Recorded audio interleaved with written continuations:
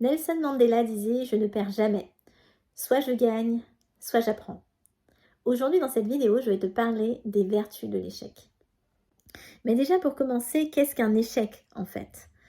Un échec en entrepreneuriat, ça peut être un petit échec.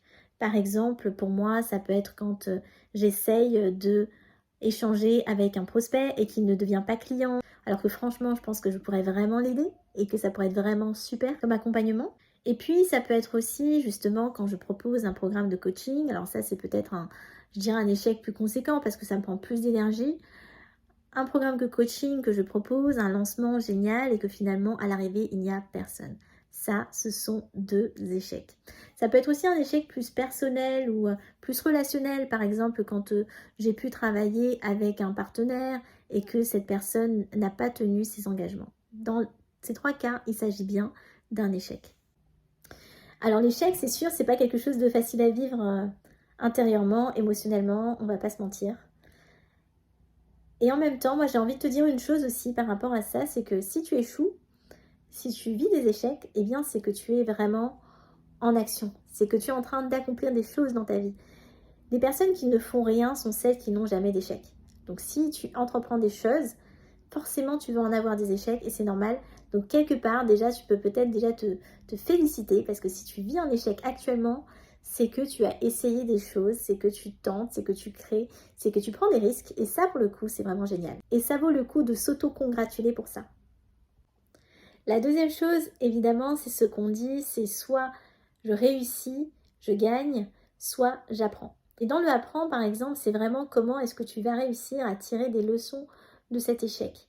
Par exemple, si je reprends l'exemple de la difficulté de partenariat que j'ai pu vivre, ça m'a permis d'apprendre comment je fonctionne, ça m'a permis pour des relations futures de mettre certains cadres, voire certains contrats quand c'est nécessaire pour permettre à chacun de respecter ses engagements.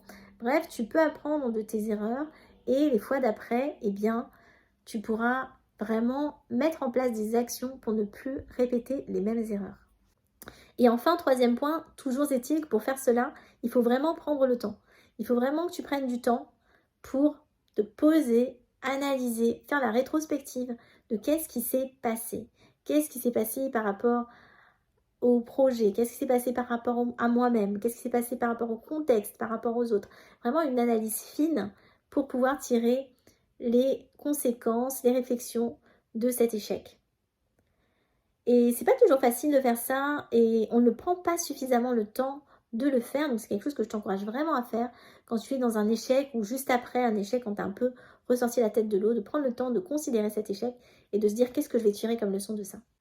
Lancer un projet, entreprendre, c'est des éléments qui sont pas faciles et ouais, c'est pas facile en fait de faire face à l'échec, faire face au succès aussi, hein, parfois c'est pas si évident que ça. En tout cas, ce que je te propose si tu es dans ce sujet de l'entrepreneuriat, si tu portes un projet dans ton cœur, c'est de rejoindre le groupe Multipassionate. C'est un groupe de porteurs de projets et d'entrepreneurs qui démarre très bientôt. Je suis en train actuellement de constituer le groupe. Contacte-moi pour en savoir plus et abonne-toi à la chaîne. À très vite.